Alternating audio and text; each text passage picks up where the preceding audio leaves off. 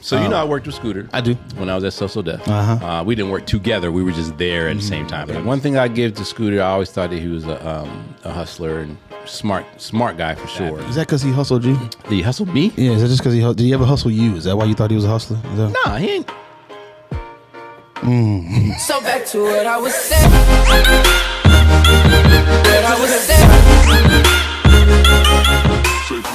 What's up, friends, family, and fans?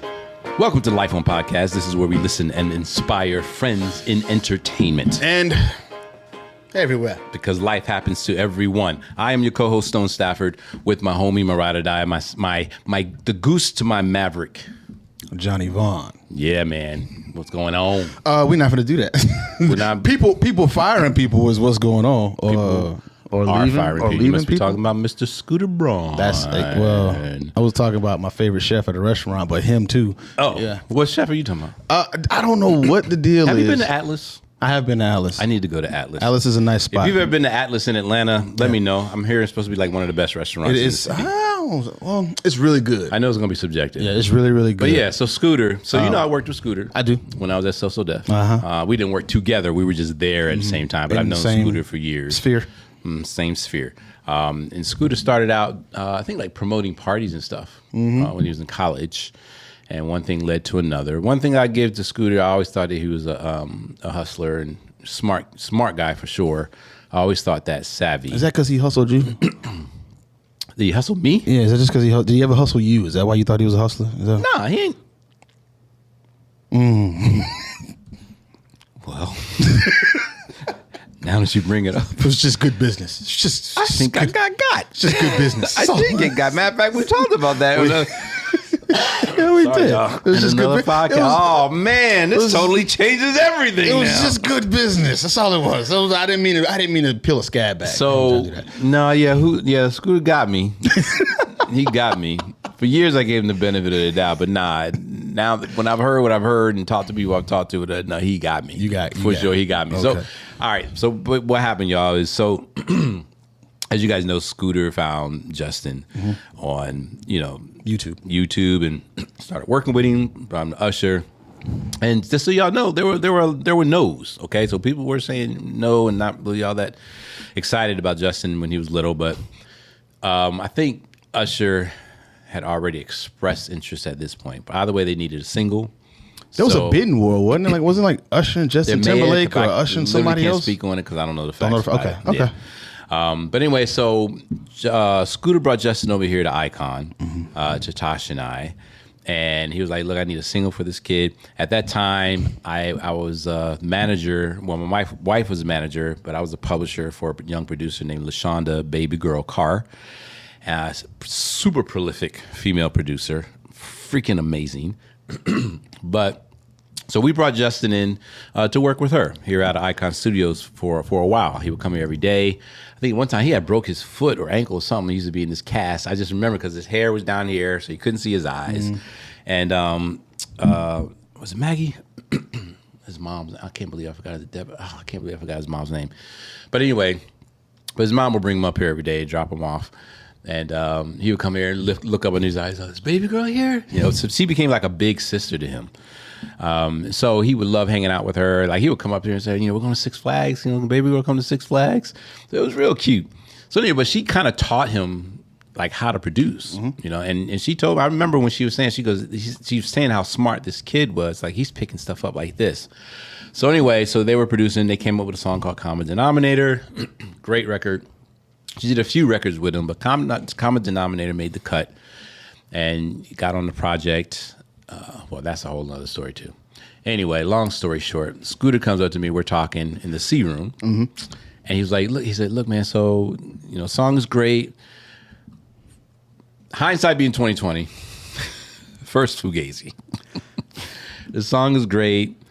We want it to be the first single. Now, the song is a ballad, and it's a very beautiful ballad. I'm biased, but it did strike me as a little odd that they wanted the first single off of this kid's album to be a ballad.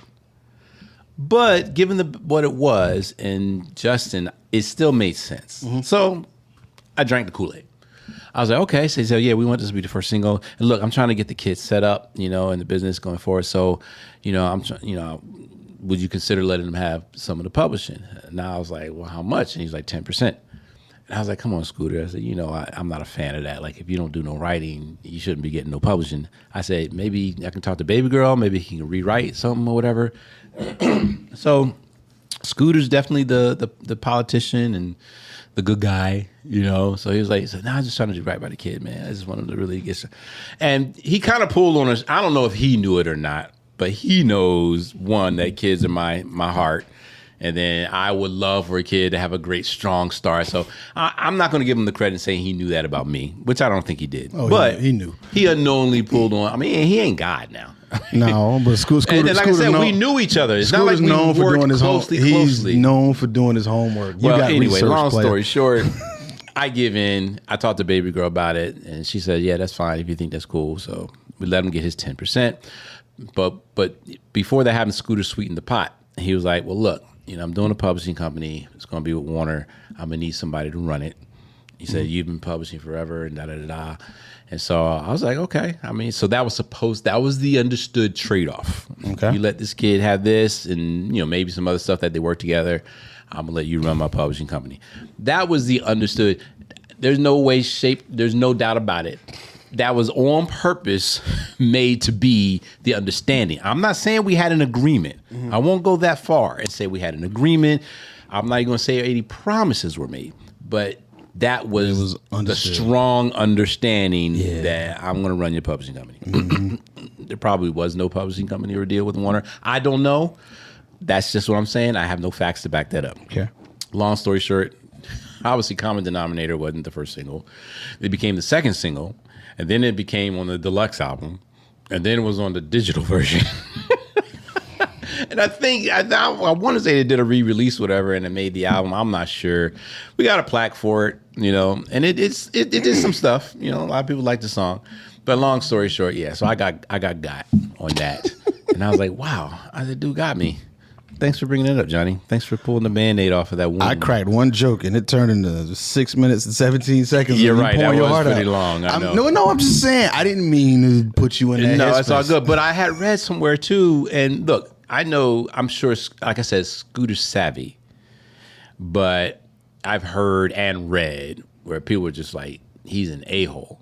Yeah. Now, I haven't had a personal interaction with him like that where I can be like, yeah, he sure is. So honestly, I can't chime in on that. Mm-hmm. But the people who I know who have said it, I know them well enough. So if they said it, then might be something to it. Yeah, and it was more than just he might have been an a-hole in whatever they were dealing with. Like, I perceived and knew that, okay, they're talking about in general, like this is just kind of what his rep is. But, you know, but Scooter also likes to look like the good guy, you know, at the end. So it's always for this purpose, always for that reason. And I'm not one to sit there. It's also public knowledge, too, that that's intentional. Like he wants his image to be that squeaky clean. And I would, too. Which is why his PR has always been top notch, even But through the thing stuff is, too, though, some of it has to be, you have to, what makes a really good lie, and I'm not calling him a liar or anything like that, so y'all please don't make words that I'm not saying. But what makes a good lie is if part of the foundation is in the truth. Absolutely. So I've never known Scooter to be a bad guy. No. You know, I've never known him to want something bad for someone else, to make, you know, literally make someone go backwards. Mm. I've never known him to be that kind of guy. So do I believe that when he says, oh, it's good for them, there probably is something in it that's good for them. Yeah. But then there's something that's even greater for him. Yeah. And that's why I use the word savvy. Yeah. Omission is not lying. I have only been in Scooter's presence 5 times, and I've only talked to him once. And in those experiences, I was able to deduce that he's a genius beyond just strategy, marketing, and management. Mm-hmm. He's a relationship absolutely guy. He definitely understands. He truly understands image too, and I think that good guy, bad guy thing was intentionally concocted because it creates in that center of that a sense of mystique. All right, well, which one is he? But then you see the product that he's putting out, and it's good. Well, I'm not gonna sit here and try to create a Batman out of Scooter, but all I'm this saying isn't a is Scooter show. But basically, I'm just saying that that's how I've always seen him. Is that I think he's a good dude. You see him as Bruce Wayne and Batman. No, Bruce Wayne and Batman is a sociopathic. Yeah, that's a whole nother. Nobody's like Batman. Batman needs to be in Arkham. That's where Batman needs to be. No, I see. What? Yeah. Oh, you want to get into that? You want to get into why I hate Batman? Mike, are you hearing this right now? Me and Mike had this conversation. Me and Mike talked about this, and I told Mike why Batman is a sociopath and why he's the bad guy in his own story. You know what? That will be another podcast. Yeah, you got to break that one down. I won't have a problem doing it. But like I said, it's not the Scooter Show, but he's at the center. I mean, you he's told at a the story center of the topic, and it's because of the whole like him Arianna, Arianna leaving, Justin leaving, Demi Lovato, I think. Demi Lovato left, yeah. And but see, there's somebody else that left too. So there's rumors that they're not leaving, and I don't know how. Well, one, I know because of the people that I know. Mm-hmm. Justin's not leaving. All right. Okay. Now, granted, there are some contract things coming up, but Justin's not bailing. I don't know about Arianna. This would be her second time leaving. I think they split ways before, and then she went back. Demi left. Demi's gone. And but I mean, when I say not leaving, I mean not leaving in the sense of everybody's getting rid of Scooter Braun. Well, that's what it looks like, and it makes you wonder, like, all right, what's going? Why? There feels like there's a separation. Going on. If they remember that know one time, and then happening. when all of a sudden people started distancing themselves from Trump. Yeah. Remember? Yeah. Like it feels like that's going on. And now we got mugshots and all that. Yeah. You're right. So I'm like, why? What's going on? Well, that was my first thought too. But then he's got the new gig, which I don't know how new it is now. I mean, the Hype? Deep in it. Yeah. Hybe? So is it Hype or is it HYBE? Hybe. I'm not Korean. So I say this. I've never heard I don't know anybody if that's Korean, and I'm not pronounce it. Keep your little thin-skinned thoughts to yourself. I'm not saying that. I don't know. Is Hybe a Korean word? I don't know. I don't know. I don't even know. I haven't even looked up what the acronym stands for. If it's an acronym, but it's a huge management company. It is for entertainment company. It's they have BTS. All you need to know is it got BTS. That's really all you need to know. He's running the American division of it. Is right. What it is. It could be a popcorn manufacturer. All you need to know is that they have BTS. Yeah. Well, they have more than BTS because I think one of the first things he did when he took in that position was like bought quality control. So like Migos, Yachty, like they're under that brand. All of that is highly valuable. Yeah. But still, all you need to know is that they have BTS. That's true. I mean, come on. Well, but I mean, BTS is on pause right now because of the whole. It don't matter. Military momentum. Jungkook is out here with singles with Lotto. So I mean, it's wow. But anyway, that's huge. It is. It's huge, and I mean, he's the COO or CEO. I think he's a CEO. CEO. That's. I mean, from where he came from to seeing that. I give the guy applause. And I mean, he's like 10, 12. He might be 12 years old. I don't know. Yeah. That's something like that. 13.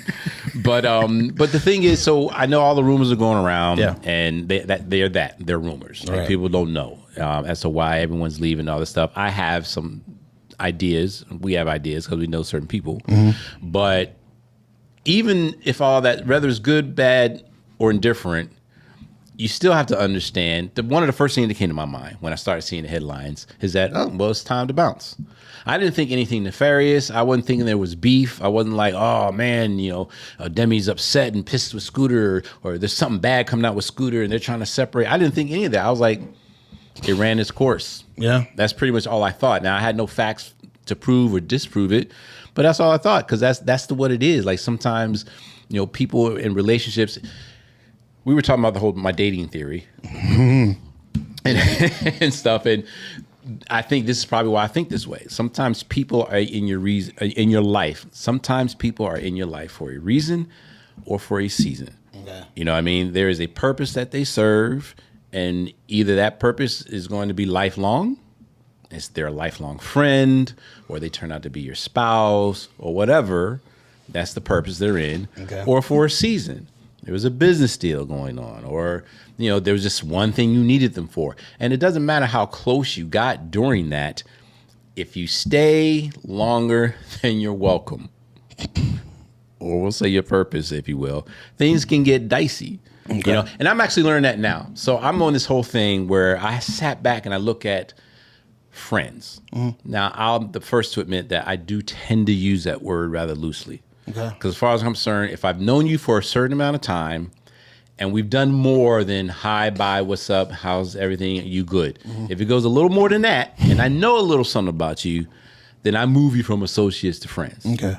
So I do the easy. But then when I look back and I look at some of these friends and I'll be like, if I don't reach out, right? Didn't we talk about this before a little bit? Probably. I think we talked about it off camera. I don't think we talked about it with the if lights I on. don't reach out, I don't hear from you. Yeah. And I'm not saying that in bad times you got to check on me. I don't get a what's up. I don't get a good morning. I don't get a. Now, one thing I've learned is sometimes we tend to think of people more than we'll communicate. Absolutely. I do understand that.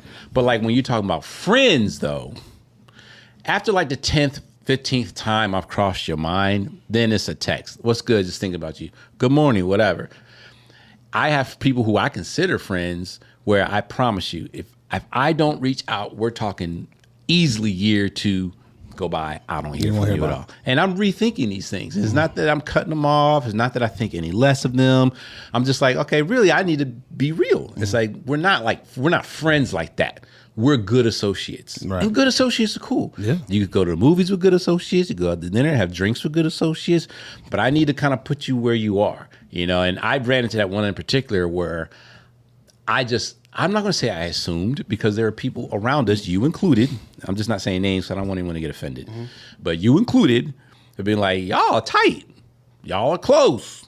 And then Tosh even called this person a soulmate. You know what I mean? And soulmates doesn't have to be romantic. Yeah, no, absolutely. But when I sit back and look, I be like, are we though? Yeah. Because I realize, like, if I don't do this, I won't hear nothing. And I don't always say always and never. You don't do that. But the reciprocation doesn't match the definition of friends that I think we are. And a lot of, and not just as one person, but several people, and it has someone be like, well, maybe you have a self-serving friend. And that's a term I've never heard before, a self-serving friend. And I was like, and that can be unconscious too. Like they don't even realize that that's what that is. But yes, something that you feel like that? Absolutely. So define in your definition, what's a self-serving friend? So I've got two different definitions like of it. The meaning is in the title, but you would think so. But I mean, what does self-serving mean? Is that I'm only a part of this relationship because of what I'm getting back from you. I have a friend who we actually had this conversation. I was like, yo, straight up, if I don't holler at you, I'm not hearing nothing. But like whenever you hit me, you asking me for bread. Like, what is that? Right. So we actually broke that down. And they told me the exact same thing. It's like, Jay, I think about you all the time. But one, I know how busy you are, so I don't intend to reach out and interrupt your life. You got a wife, you got kids, you always on the road. Yeah, so I'm doing it by out the way, of that's a respect. lame excuse. And I get that a lot. I actually said that. That is a lame excuse. I actually said that, and I was like, while I appreciate the consideration, I also appreciate if you let me know you're thinking about me. That actually might lift my day up. Because I can respond to a text whenever I want. You're not interrupting my day with a text at all. But in having that conversation, I realized that it wasn't an on purpose thing. They knew that I was going to always be there for them no matter what. And from their vantage point, they also felt the same. It just wasn't reciprocated with how the communication was. Right. I would send her, yo, what's up? Kids doing all right? You good? Haven't heard from you in a minute. And then I would hear something back, but never anything like that. So sometimes it's an unconscious thing where that person 100% feels like they're giving you the exact same thing you giving them back. And in reality, they're not. And so that's why they may have one of those vantage point things where they feel like they are, because they say, well, if you need me, I'm there. But I'm also doing this to respect your time. Now, while we both seem to agree that that's an excuse and a cop-out, some people, that's a legitimate thing to them. And I've grown to respect that. But at the same time, I'm one of those people that's like, I send everybody happy birthdays. Now, that might dilute it a little bit because I do it to everybody. But one, that lets you know that I think about everybody. Just so you know, I send a lot of people happy birthdays, too. A lot of y'all I literally have in my phone. I never send a happy... Uh-oh. I never send a happy birthday to people who wish themselves happy birthday. I don't do that either. Because I'm like, you know what? You already got your happy birthday. I'm good. You don't need me. I'll go up like, what's his name's birthday today? And I'll go in there and shoot him. They be like, happy birthday to me. Yeah, I'm like, oh, you already did it. You don't even need me. You need to take care of that. I'm with you. I do the same thing. I do the same I don't know why that bothers me so much. Because it goes into liking your own post box. Like it's just, now, wait a minute. On that. Uh-oh. If y'all ever see where I've liked a post of mine, it's usually to get the algorithm going. Because how it works. When I like something, people that engage with me the most, they the algorithm gives them a little signal of a post that I like. Now, the only thing I don't know is if the algorithm takes into account that it's my own account. That part I don't know. But I do know that the algorithm does that. That when I like a post, it will look at who I interacted the last with and the most with, and they will tend to put that post on their feed. And so that's why if it's something I want people to see, I will do that. Just so you know, I don't do it because, oh yeah, this post is dope, I'm celebrating me. No. I don't do it because of that reason. When I go to your page and it's 2 likes and one of them is you, I'm telling you, I don't care what you were doing it for. but it looked funky though. The optics are funky. It looked You're like, right. yeah, I'm just telling you. And I agree. I've seen The some of your optics are posts funky. where it's like that, where it's like Stone is the only like I on this told post. you that, but I just told you why. But I probably won't be doing it again because it doesn't really seem to be working all Just that great. pointed out that it doesn't. Yeah, So I don't either. that's the whole self-serving thing for me. So I had to fight when I was told that phrase to not automatically assume that a self-serving friend meant a selfish friend. Not the same And thing. I'm glad you said that because they're not the same thing. And if I ever told a friend, I said, you're kind of a self-serving friend. I'm thinking of one now. I already know That's what they're gonna that jump would to. be taken wrong because they're going to think I'm calling them selfish. And I'm not. It's So just that I- our friendship is based, Yeah. from your perspective, our friendship operates on your convenience and on your timing and if it fits right for you. With me, we're just friends across the board, Yeah. period. You know what I mean? And this particular person, it kind of sucks because when we do get together, you see the magic. You be like, man, y'all crazy. Y'all, I'm like, I know, but once this person leaves, I'm not going to hear from them for like 8 months unless I send something out. And honestly, I've come to grips with that. It isn't anything to spend a lot of energy on. But to my point, it does make me look at, okay, why is this person in my life? So does that mean that when you start asking those questions of yourself and of those people, that you evaluate whether or not they get to stay? And I'm applying this to the Scooter situation, and having managers and having business partners and all that. Like, do you think about at what point has this run its course, and then do you start the process of removing folk? Like, what is that thought process? I don't go through that. For me, I actually do 2 things, and I don't know why people feel like I'm being haughty and pompous when I say this, but I really do look at myself. I really do. Like in the mirror, or Yeah, like in the mirror and okay. introspective. 'Cause and I'm not being funny by saying that. The best phrasing, I do judge myself. Okay. I really, really do. And in that thing, just like the dating thing, right? Remember how I was saying, I like it, da da da, and for us, some people it's frustrating, and that's just your fault. And then I had the wherewithal to be like, I realized that I can contribute to that frustration because I get that. Same with the friend thing. If you're in my life, I'm sitting back and looking at, all right, who's here for a reason, who's here for a season, and then am I the one that's limiting them for being here for that reason or that season as well? Because they may want to be here for more, but I'm the one that's keeping you at holding bay them back. and being like, nah, this is really kind of. So now I'm being the self-serving friend. So I'm looking at it from both perspectives. And then once I see that, then I'll realize, you know what, I can get back. Like for us, I engage with your posts more and this and that because I don't want us to be podcast buddies. Right. And we're not because we've had other conversations. Absolutely. But we click on a lot of things where I'm like, I don't want this to be just a podcast. Yeah, like the stuff we send each other isn't always podcast related. No, not at all. I've noticed that I need to stop sending you some of the stupid stuff I've been But sending. some of it, like, oh, Johnny, look, man, I ain't got time to go through these themes. But that's my point, right? Sometimes it just be funny. Yeah, I know, I get But it. And you yes. want to share it with people who will get it. Yeah. And you know what? Send away, bro. Like, send away. So I look at it from both perspectives. Right. And that's what you got to do as well, because I know a lot of people feel the way I do. It's like, if I don't ever call them, well, that's true.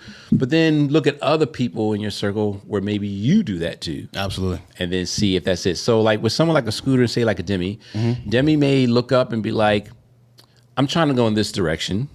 And it seems like Scooter has shown the wherewithal and savviness to probably handle any direction you go into, but I'm pretty sure there's a lane that's not his strength. Right.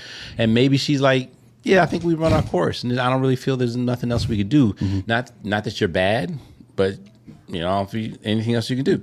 But even like with a Scooter, one thing I know with his situation at Hybe, HYBE, whatever, he might be like, I probably can't serve y'all as well as I can serve you, because at this point my bandwidth is right, and I'm not going to be the best manager you can have. So I tell you what, why don't we sit down and why don't we talk about some exit rain clause exit sunset clauses and stuff, and ease out of this thing and separate. So that very well, which I think that's probably is more so what it is than people jumping ship with Scooter right now. So it does take some emotional intelligence for sure. Absolutely. And then just relational intelligence to know it. But you're going to have to fight getting offended. You're going to have to fight that, getting offended and getting your feelings hurt, because those will block any kind of discernment or any kind of insight that you just will have. lost like 90% of the people that was listening. You know like, probably they jump straight there. Because that's the number one thing. Like, I've watched it with business partners a lot, even in the music world. Just like, hey, man, this partnership thing isn't working. We can still work together, but we can't be. And then the other side like loses it. Or it ain't me, it's you. And it's like, that's not what, but we're not even trying to do that. Yep. We're trying to, get to a point where we both can function optimally. Not saying we got to stop all, all dealings together. And people get into their feelings on that situation. I mean, it's people on the outside of the Scooter Braun situation that have worked with those artists that I heard have interesting reactions to it, just because they work closely with Arianna or whatever. And public information be damned. Now, forget what the public, what that skew would be. Right. When you have a personal interaction with a person and then you see a story that's a person. Right. So feelings automatically get involved. And most people can't put that stuff to the side when you're trying to have one of those emotional, high level thought process. I hate bringing up this man's name. This is why I don't like when he's in the news, because he becomes a relevant target for a lot of examples. Bill Cosby? Yeah. So 45 is I put up I was like, look, at the end of the day, somebody put a post up and I made a comment. And this is what I said. I was like, look, I think the guy has a toxic cancer. I said he has a lot of growth where character is concerned, blah, blah, blah. I said, however, I think he has a lot of potential where his ideas are concerned. I said, I like the fact that he's not really a puppet of the government. He kind of middle fingers the government a lot. There are some things about him I get. I said, honestly, he did a couple things with the taxes. As a small business owner, I benefited, and I'm not mad at it. I said, so I think the guy has some good ideas. I said, but he gets his own way. If you love 45, well said. Couldn't have put it better myself. You're such a, because I told myself the first thing is I'm going to put on my objective glasses, is what I said. Right. They was like, oh, you couldn't have said it better myself. You get it. Da da da da da, right? Then you have some people, you're playing both sides. Da da da da da. I was like, what? Yeah. I was like, no one is 100% left or right. First of all, get that. And then you had the other people who were like, name one good thing he did. I was like, I kind of just did the little tax break. Well, yeah, it's only good for rich people. Good for you. I said, well, I can only speak for me, though. Like, I literally don't live anybody else's life. I'm not sure what you want to say. I said, I'm not going to sit there and pretend that I didn't benefit from something that he directly did. Like, that's just dumb denial. But to the point, there were so many people who were just so in their feelings. I had one person go on a rant talking about how he used the word toxic. He said, he is a toxic, blah, blah, blah, blah, horrible leader. I don't see how in the world you can give him credit for anything. Why don't you go back to your MAGA cult where you're happy? And I said, reread my text, because obviously you didn't. I said, you quite literally called him toxic, as did I. You quite literally say he's a horrible leader, literally, as did I. I said, you literally agreed to me and then called me MAGA. But I realized that all of it is because we're in our feelings. Yes. And we get offended. So when you're trying to decide if a person is in your life for a reason or a season, whatever, you really have to get control over that. You have to get control over your emotions. And honestly, if I'm going to give Scooter credit about something, from little stuff I've seen earlier on, I haven't seen his biggest things, but personally from little stuff, he keeps emotions out of business. You have to. He keeps emotions out of business. And for people who don't know how to do that, you will come off as an a-hole when really you're just doing savvy business. You know what I mean? So we gotta keep. You guys gotta keep the emotions in check. I want to offer this And one thing. me too. All right, I'm not sitting there saying like I'm an emotional sensei.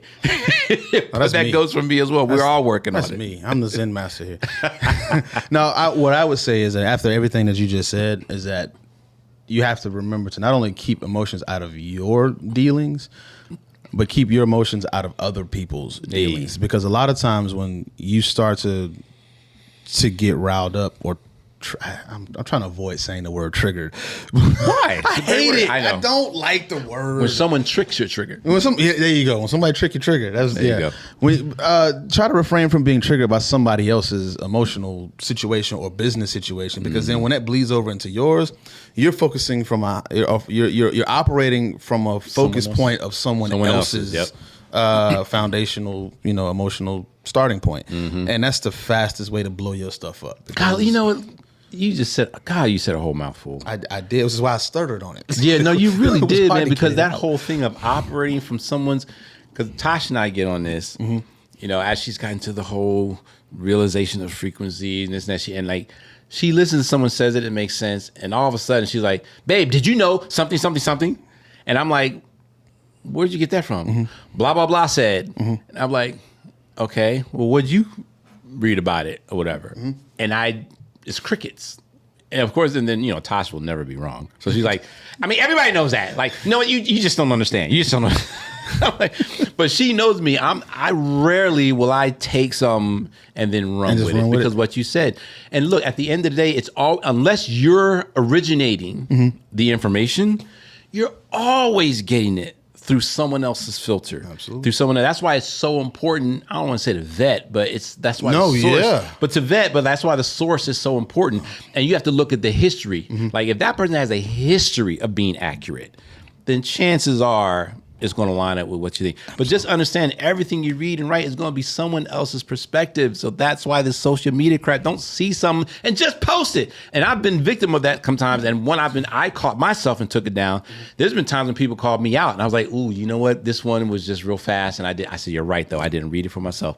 So you really said a mouthful. I can go on, but that's all I got. I've got the same thing. My biggest one is with my wife. Like, as we speak right now, she has this thing where she reminds me all the time that I think I know everything, and I had to tell her. I was like, absolutely come off like that. What? But I get it. But I've been accused of the same. I told her this because we do these check-in conversations a couple times a week, and I told her, I was like, I'm going to stop apologizing for that. I totally cut you off. That's why I don't send you some memes. Know what I hate? And I have adjusted my character from you because I know how it makes me feel.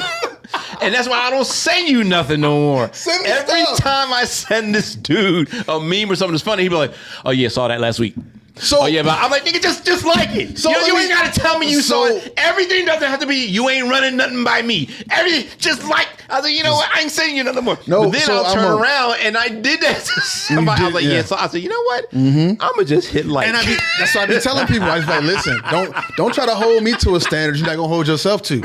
I do. That exact thing is in this whole thing with my wife. When she said that, I told her, one, I'm gonna stop apologizing for that because one, I don't think I know everything. However, I'm a student of everything that I learn, and I'm not gonna apologize because I know a lot of stuff. Yeah. Yes, I'm tired of doing that. Yes, I'm sick of it. And she understood that, but she also did the same thing. She was like, when I'll send you something, I'll share something, and I've gotten to a point where I don't want to do it because the way you respond is if I should have already known it. And I said, you know what? I acknowledge that I did that, and I'm gonna make that change. So at literally within the last month, I have been more conscious of that.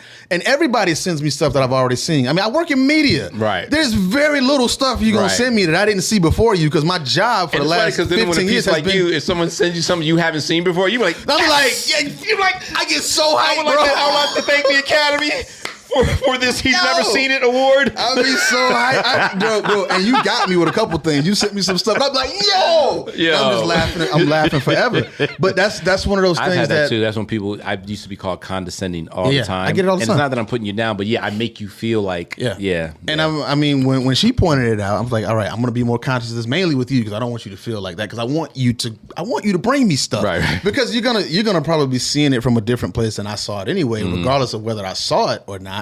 And then for me to respond in a way, whether I realize I'm doing it or not, that seems like I'm preaching down to you that you should be up on this. It's not right for me to do that. I feel you. So making that adjustment, it makes people a little more receptive of the position you are coming from when you're receptive of where they're coming from, and it How to keeps Win the Friends emotions and out of Influence it. People. Yeah, It's right out of that book. exactly, straight Right out of that. book, It is. man. So yeah, it's you gotta tone your emotions down and be open to having things pointed out to you that you aren't necessarily seeing. And I think that's what's actually happening with this stuff now. Because I mean, you can get into the Reddit comments and even the Facebook and Twitter threads of going back and forth of, well, they should have been left Scooter and all this, or he's been stealing money from all. And this is like, we don't know if that stuff is true. Right. Everybody's gonna butt heads at some point. But my whole thing, I lean on this a lot. The fact that Ariana Grande left and came back means that they were able to come to some kind of understanding for whatever they missed it for. So it's not all bad. At the end of the day, y'all, and this is coming from firsthand, like, Scooter's not an evil person. No. He's not. He's not evil, but he's a smart guy. Scooter, you probably won't see this, but if you do, I'm actually proud of everything that you've done. I'm going to send it to him. Seriously. I'm I do super still proud have of his everything email. that you've done. I would like my 10% back. But, but no, seriously, I mean, such big moves, and it really feels good for me to see it go from zero to where it is. And that's what a lot of people that I've come up with in this industry. And I told somebody this one time, I said, yeah, I've had a lot of people come up, and they just passed me, and they corrected me on that. I said, no one passed you. Like, they pursued a lane, and they got to, you're pursuing your lane, and you'll be at the top of yours. And I was like, that is true. So it really is pure just congratulations. That's it. That's what people are doing. What? People are spending too much time grading themselves on what they see, which is where that emotional thing comes from. Yeah, that's where I have that depression comes from too, from Instagram for real. and all You social media. You get so mad at you not having what you see somebody else have. Man, be happy for that him. you want to get mad Be at the happy. scenario. When I first heard about his news of taking over Hybe or HYBE, I lie to you not. My initial reaction was, dang, that is dope. That's the first thing I thought of. I said, you are doing it, Scooter. I lie to you not. That was my first initial reaction. So yeah, seriously, I'm not sounding condescending, but I really am proud of my dude. So. I look forward to the clarity coming out of the story. I think it'll probably be another month to 6 months before we hear why it's actually happening. Right. I'm pretty sure what we talked about is the reasoning behind it. He's just too busy. His bandwidth is too low. And then the other, get at y'all feelings. Yeah, and I mean, Justin's rearranged his whole team within like the last year. Like he's got a clean house. Yeah, like a whole new everything. And sometimes it's time for that too. Yeah, you just need a fresh look on stuff. And it's not personal. A lot of times it is not personal, which is why if you're in that position where you have to clean house or you got to move someone out of your life, it would behoove you to practice the art of the tact on how to do that. Yeah. Because it can be a positive experience. You know what I mean? One thing you don't want to do is burn bridges and stuff. So it can be a positive experience. I actually, again, no cap. I highly recommend, if you haven't listened to Reddit, How to Win Friends and Influence People, like the attitude adjustment that Carnegie gives in that book helps in those kind of scenarios. Absolutely. So I highly recommend that. Man, y'all already know what it is, lifeonpodcast.com. That's where you can find everything. You can listen and watch. You can subscribe. I'm at stonestafford.com if you want to hear hear or whatever, anything about me. Find me there. If you want to register for a free assessment for a music business coaching, I mean, shoot, before you give it a 20% to a manager and pay an attorney, come holler at your boy. We get you straight for a while. Then you can go ahead and feel free to spend all that money. But stonestafford.com. I'm at Just Johnny Vaughn, JustJonyVan. Hey, but you know what? None of this means anything if y'all don't like, subscribe, and tell a friend. So we appreciate it if you do that. It's real simple and easy to do, man. Sharing is caring. And we're still shooting for that 1 million subscribers in 2023. And we shall have it because of you. We like y'all. We love y'all. Appreciate you. Peace. Yes. So back to what I was saying.